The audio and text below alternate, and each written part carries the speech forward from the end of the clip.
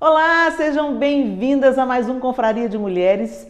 É muito bom a gente se reunir aqui para aprendermos com as mulheres da Bíblia, não é? É tão edificante, elas são tão inspiradoras e a gente aprende com elas atitudes corretas, o que fazer e a gente também aprende com elas o que não fazer, os erros, os equívocos, a gente aprende de todas as formas. Então, fique à vontade aí, se acomode, porque hoje a nossa confraria está com uma palavra muito boa para ser ministrada no seu coração. Hoje nós vamos aprender com quem? Com Mical. Mical, filha de Saul, esposa de Davi. E imediatamente você já pode ter pensado, vamos aprender com Mical, né? Aquela que zombou de Davi quando ele veio dançando com a arca do Senhor, ela ridicularizou Davi, desprezou Davi no seu coração. E Mical se torna conhecida principalmente por esse episódio, onde ela, como esposa de Davi, despreza Davi no seu coração, quando ela vê a alegria de Davi e ele dançando, né, com a estola sacerdotal, ela vê ele dançando de alegria diante trazendo a arca do Senhor de volta para Jerusalém, né? Então ela despreza no seu coração e o mesmo texto que relata isso, em 2 Samuel capítulo 6, diz também que ela ficou estéril, nunca teve filhos, e as pregações se dão muitas vezes em torno disso. Mas nós, como mulheres, queremos ir um pouco além. Queremos entender essa amiga aqui, essa irmã aqui, Mical. Mical, antes de ser caracterizada como uma mulher que zombou, que não entendeu, ou que desprezou Davi, a Bíblia diz que Mical era uma mulher que amava Davi.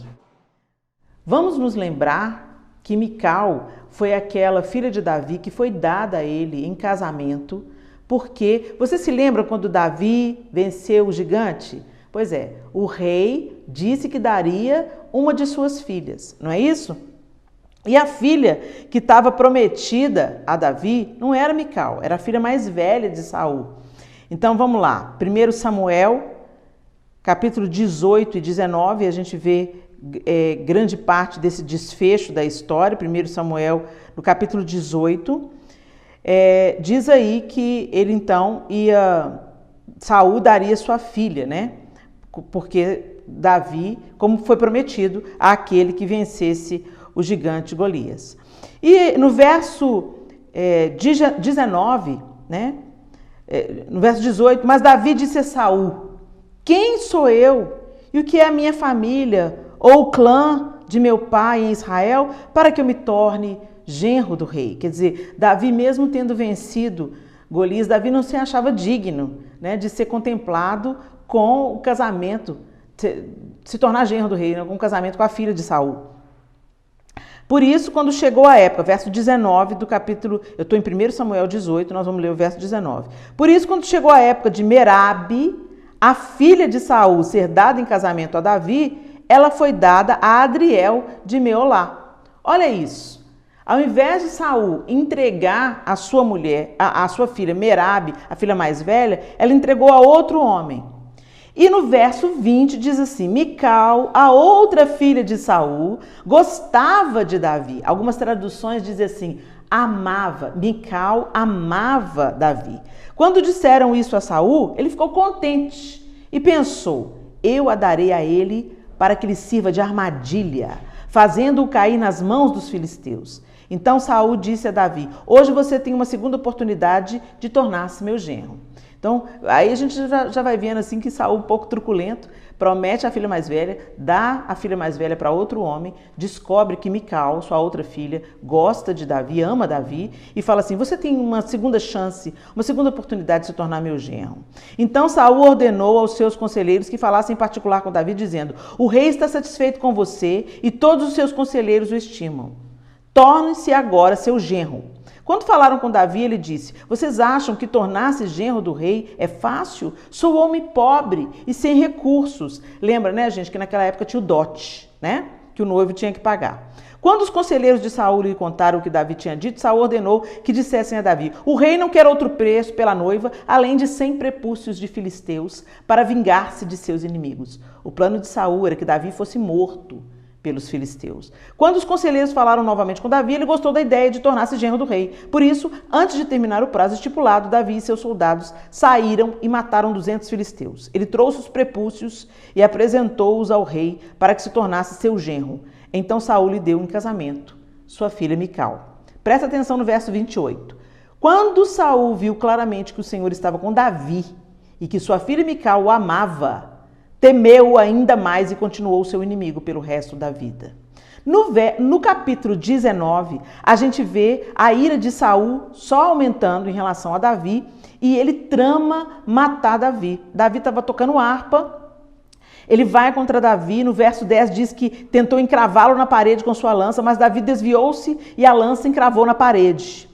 E Davi conseguiu escapar naquela mesma noite. Saul enviou alguns homens à casa de Davi para vigiá-lo e matá-lo de manhã. Agora presta atenção no que eu quero te dizer. Mas Mical, a mulher de Davi, o alertou. Se você não fugir essa noite para salvar sua vida, amanhã estará morto. Então Mical fez Davi descer por uma janela e ele fugiu. Depois Mical pegou um ídolo do clã e o deitou na cama, pôs uma almofada de pelos de cabra na cabeceira e cobriu com um manto. Quando chegaram os homens que Saul tinha enviado para prender Davi, Mical disse, ele está doente. Então Saul enviou os homens de volta para verem Davi, dizendo, tragam-no até aqui em sua cama para que eu o mate. Quando, porém, os homens entraram, o ídolo do clã estava na cama e na cabeceira havia uma almofada de pelos de cabra. Saul disse a Mical, por que você me enganou desse modo e deixou que o meu inimigo escapasse? Ela lhe respondeu, ele me disse que o deixasse fugir, senão me mataria. E aí a gente vai vendo a história rolando. Olha que interessante. Mical é lembrada como aquela que zombou de Davi, que desprezou Davi. Mas o texto bíblico diz que ela amava Davi. E que ela protegeu Davi, ela livrou a vida de Davi. Ela salvou a vida de seu esposo. E pensa, salvar a vida do esposo, não era só salvar a vida do esposo, ela estava se levantando contra o pai dela. Olha que situação difícil de Mical. Ela estava entre o pai, que era o rei, não era só o pai, era o rei, e seu marido, que era perseguido por seu pai injustamente. Aqui a gente vê claramente o amor que Mical, ela podia ter ficado omissa, ter ficado quieta, ter ficado no canto dela. Briga de cachorro grande, meu pai, ele é meu pai, além de ser meu pai, ele é o rei. Davi é um pastorzinho, está começando agora. É o genro, meu pai odeia Davi, deixa eu ficar fora disso. Mas não, a atitude de Mical mostra claramente pra gente que ela era uma esposa devotada e que ela amava Davi. O que será que aconteceu do início dessa história ao final que fez Mical desprezar Davi no seu coração? A Bíblia não entra em detalhes, mas o que a Bíblia nos diz? Quais são os elementos que nós temos na palavra de Deus? A Bíblia diz que ela era essa mulher que amava, ela diz que ela protegeu Davi, que ela salvou a vida de Davi, facilitou a fuga de Davi para que ele não fosse morto. A Bíblia diz também que depois disso tudo o pai dela se levantou contra ela, mas ela se protege dizendo que Davi falou que senão mataria ela. Mas Davi depois não manda buscar Mical, né, gente? Davi começou ali uma vida errante, viajando e fugindo da ira de Saul. A gente não sabe também por que Davi não mandou buscar Mical. Não marcou com ela, me encontra em tal lugar e você vai ficar comigo porque você é minha esposa. Nesse meio tempo, Saul deu a Mical como esposa para outro homem. Paltiel era o nome desse homem. E quando Davi voltou e se tornou rei, ele manda buscar Mical de volta como esposa. A Bíblia diz que Paltiel pranteou, chorou, ou seja, Paltiel amava Mical. Olha que situação. Então, os elementos que a gente tem são esses.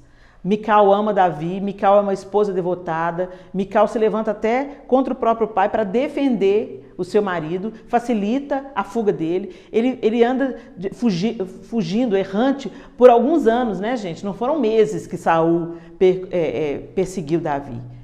Saul perseguiu Davi durante anos, tentando matá-lo, tentando tirar a sua vida. Então era impossível Davi voltar para o convívio da sua esposa. Mas ele podia ter mandado buscar Mical? Talvez. Ela já tinha se afeiçoado a Paltiel também, quando ele mandou buscá-la de novo como esposa? Talvez. Alguma coisa aconteceu nesse meio tempo para tornar a mulher afável, doce, defensora, numa mulher amarga que julgou seu marido por ele apenas estar dançando na presença de Deus. Eles estavam fora de sintonia, porque se Mical adorasse o mesmo Deus de Davi, ela saberia que tinha um motivo para Davi estar... Ela estava, claro, Mical estava envolvida em toda aquela cultura, né? Ela era do povo de Israel, ela era filha de Saul, mas ela estava num relacionamento diferente, porque Davi veio extravagante, era a presença de Deus, a arca estava voltando, isso simbolizava a presença de Deus, mas Mical tinha uma predisposição no coração contra Davi, ela estava azeda, e além dela estar azeda, ela estava numa outra sintonia em relação à adoração a Deus, porque se ela tivesse tão alegre quanto Davi estava, por a arca, a presença de Deus está voltando para o arraial, né? Ela talvez, ela se alegraria ou ela compreenderia a extravagância de Davi. Por que eu estou falando isso para você? Porque nós começamos as histórias de um jeito e às vezes chegamos no fim da história de outro.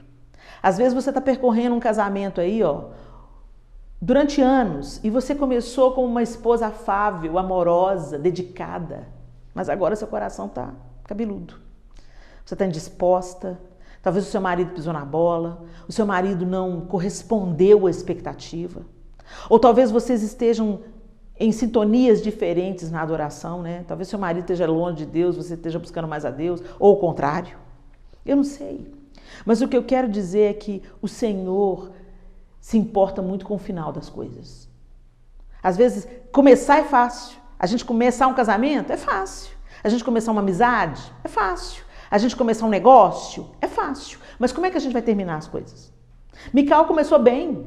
Mical começou doce, Mical começou afável, Mical começou defendendo seu marido, dedicada. Mas alguma coisa aconteceu nesse meio tempo. Eu não estou aqui, gente, querendo responsabilizar Davi, ou querendo responsabilizar Mical. A Bíblia até não nos dá elementos suficientes. Só Mical poderia contar o que fez o seu coração ficar tão distante daquilo, no final, daquilo que foi o começo, né? E isso era tão sério que ela não teve filhos. O filho era uma bênção que Deus concedia. Mas nós não estamos aqui para julgar Mical, mas é para aprender com Mical. Alguma coisa aconteceu na trajetória que amargou Mical, que deixou Mical crítica, que deixou Mical dura, que fez Mical desprezar seu marido no seu coração. E algumas coisas acontecem também na nossa trajetória, que azedam a nossa vida, que azedam a nossa atitude. E a pergunta é, será que vale a pena? Será que vale a pena nós deixarmos a nossa atitude nos deixar estéreis espiritualmente? Nos deixar infrutíferas espiritualmente? Porque, gente, um coração amargurado não produz fruto. Normalmente as pessoas que são ressentidas, elas acabam ferindo todo mundo ao redor. E se a gente deixar as circunstâncias, as decepções, as frustrações ditarem o ritmo da nossa vida, uau, isso pode atrapalhar muito. Isso pode, além da situação difícil, a gente pode acrescentar dores à nossa trajetória por causa de uma atitude errada, por causa de comprarmos essa dor de tal maneira que a gente se perca no processo. Eu quero te encorajar com o exemplo de Mical. Que você, em nome de Jesus, não permita que as circunstâncias, sejam elas quais forem, deforme a mulher que um dia você foi. Talvez você perdeu a docilidade, perdeu a esperança, perdeu a confiança nas pessoas. E isso acontece sim, gente, faz parte da vida. A decepção está no pacote, a frustração está no pacote, a dor está no pacote. Mas nós não podemos permitir que isso nos deforme. Bendito seja Deus pelo Espírito Santo, que nos ajuda a perdoar e a continuar percorrendo a trilha. Então chama Deus para essa equação. Chama o Senhor para adoçar o seu coração novamente. Chama o Senhor para te ajudar, para ser um facilitador. Sozinhas nós não conseguimos.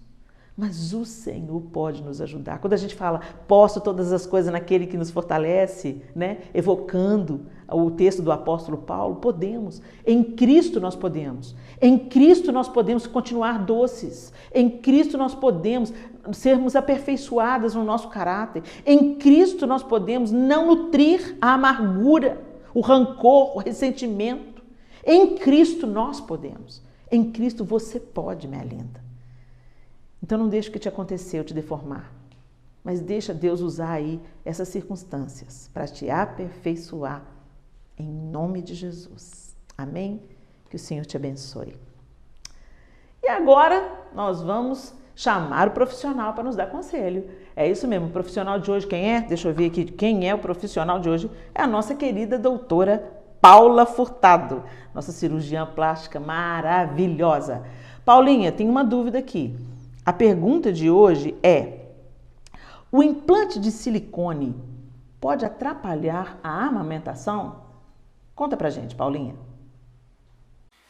Olha, Helena, você sabe que essa é uma das perguntas, assim, top 5 do meu consultório, que essa questão do silicone e da amamentação. Não, o silicone ele não atrapalha na amamentação, exatamente porque a prótese, o implante de silicone, ele vai ficar numa região que não influencia na produção glandular, né, da mama. Então, mesmo que seja debaixo da glândula, né, porque a gente tem 2 planos de colocação do implante, debaixo do músculo e debaixo da glândula. Então, assim, debaixo do músculo, menos ainda o risco, porque o lugar da dissecção, né, o lugar da separação dos tecidos vai ser debaixo do músculo.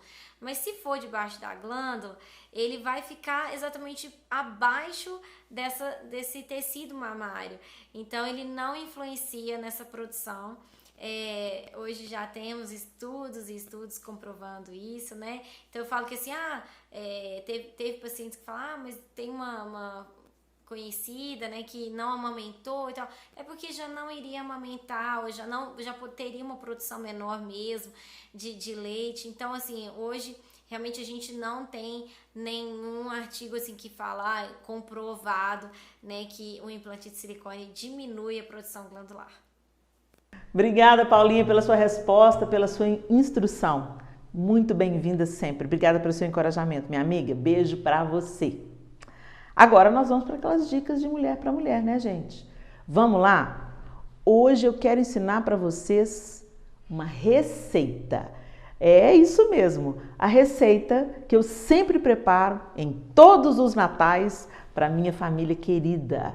Eu não sou uma exímia cozinheira, não, mas quando eu resolvo fazer alguma coisa, eu coloco nisso todo o meu carinho e eu quero compartilhar com vocês essa receita que é a sobremesa preferida dos meus filhos. Vamos lá conferir? Ei, lindezas! Sejam bem-vindas a esse momento todo nosso para a gente compartilhar dicas. Dicas de leitura, dicas do dia a dia, dicas de criatividade, de maquiagem, de leveza, de facilitar a vida, porque afinal de contas, nós mulheres temos tantas coisas, não é verdade? Tantas coisas que a gente precisa de assumir e o que a gente quer fazer aqui é facilitar a vida de vocês e provar para vocês que você pode criar coisas do inusitado e reaproveitar o que você tem e que nem tudo é sobre ter dinheiro, ter condição de comprar, mas a gente pode se reinventar. A gente sempre começa com uma dica de leitura, então eu quero deixar essa dica de leitura para vocês maravilhosa, que é o livro Reformadoras, que fala sobre as mulheres na Reforma Protestante. Você sabia que as mulheres da Reforma Protestante, elas tiveram um papel tão importante quanto os homens? Às vezes a gente escuta muito falar dos reformadores, né? Martinho Lutero, Calvino e tantos outros que foram muito importantes para trazer as escrituras para as nossas mãos. Eu acho que a maior conquista da Reforma Protestante é colocar a Bíblia não apenas na mão da elite, né, do clero, mas a Bíblia na mão de cada cristão, as escrituras nas mãos de cada cristão. E essas mulheres são mulheres extraordinárias, elas nos inspiram, elas foram mulheres que se interessaram pelas escrituras, em ler as escrituras, em entender, em compreender o plano de salvação e se tornarem também propagadoras da salvação em Jesus Cristo. Então eu quero indicar para vocês, é uma leitura que vai trazer para vocês muita informação e muito encorajamento, como elas foram cruciais na Reforma Protestante. E é tão bom a gente estudar um pouco sobre a importância da mulher e como Deus conta com as mulheres nos grandes movimentos que Ele promove, não é isso? Então, a editora é a Escritura, escrito assim, ó, Escritura com S-C-R-I-P-T-U-R-A,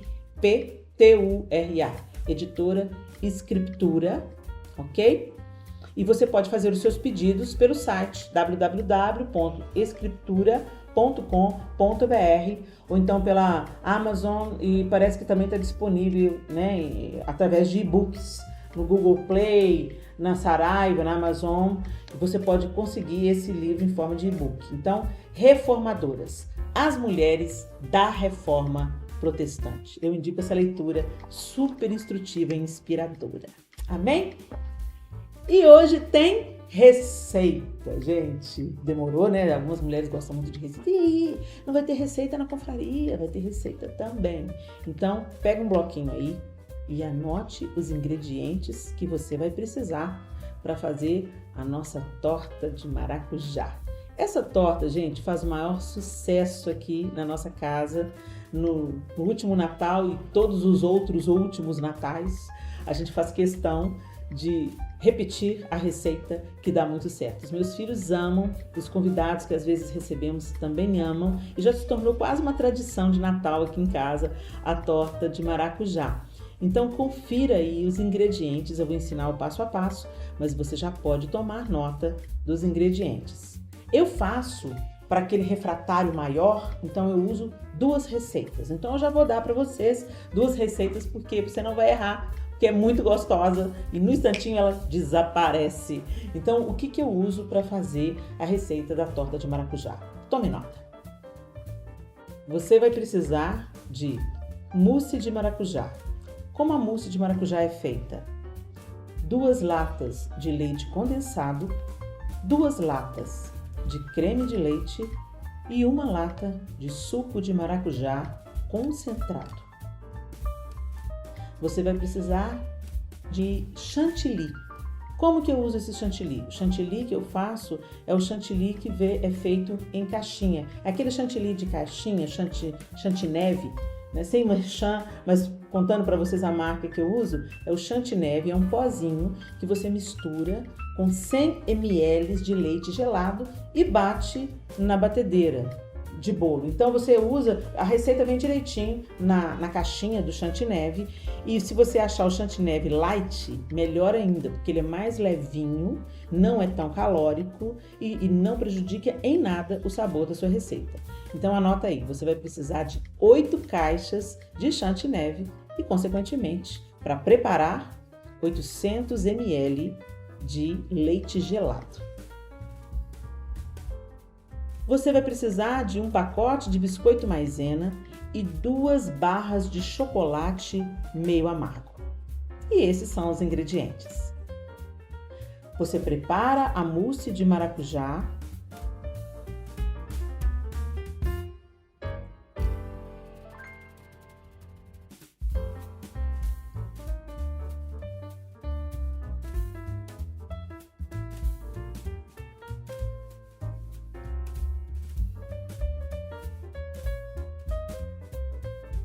Você prepara o chantineve, que é batido por 5 minutos, o primeiro minuto em velocidade mais baixa e os 4 minutos seguintes em velocidade elevada, até ele ficar bem durinho. E lembre-se, o leite tem que estar gelado para dar uma consistência adequada ao chantilly.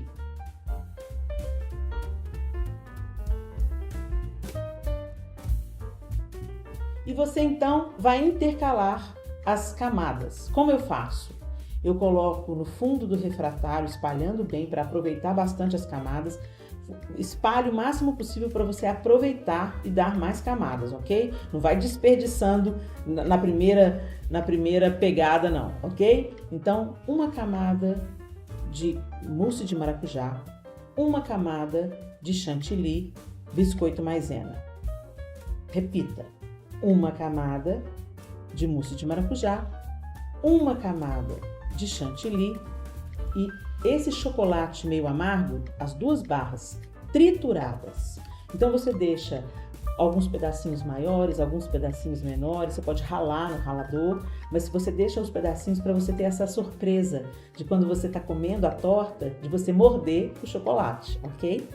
Então, você pode ralar o chocolate, você pode partir em pedacinhos bem pequenos e você então coloca uma camada com todo esse chocolate. E por último, a última camada de mousse de maracujá e chantilly. E aí eu costumo assim misturar com a pontinha do garfo, fazendo umas curvinhas assim para ela ficar bonita. Vou mostrar a vocês aí no vídeo como eu faço isso. E pronto, é só você colocar o papel filme em volta, levar na geladeira, não no congelador, não no freezer, na geladeira. E quanto mais tempo ela ficar na geladeira, mais firme e mais gostosa ela fica. Normalmente eu gosto de deixar ela de um dia para o outro, umas 8 horas que ela fica na geladeira, ela fica simplesmente maravilhosa. Super fácil de fazer e vai render uma festa aí na sua casa. Aproveite! É isso aí, eu espero que vocês tenham gostado. E não é tão difícil, né, gente? Muito fácil de preparar essa receita e ela fica deliciosa. Bom, pelo menos por aqui, todo mundo que experimenta essa receita gosta muito e eu espero que vocês se deliciem aí na sua família também. Muito bem, foi uma delícia estar com vocês e eu oro para que o Confraria de Mulheres edifique, inspire e torne os seus dias mais leves. Que esse novo ano que está começando seja um ano de novidade de vida diante daquele que tem todo o controle nas mãos. Um grande beijo para vocês e até o próximo Confraria de Mulheres. Até lá!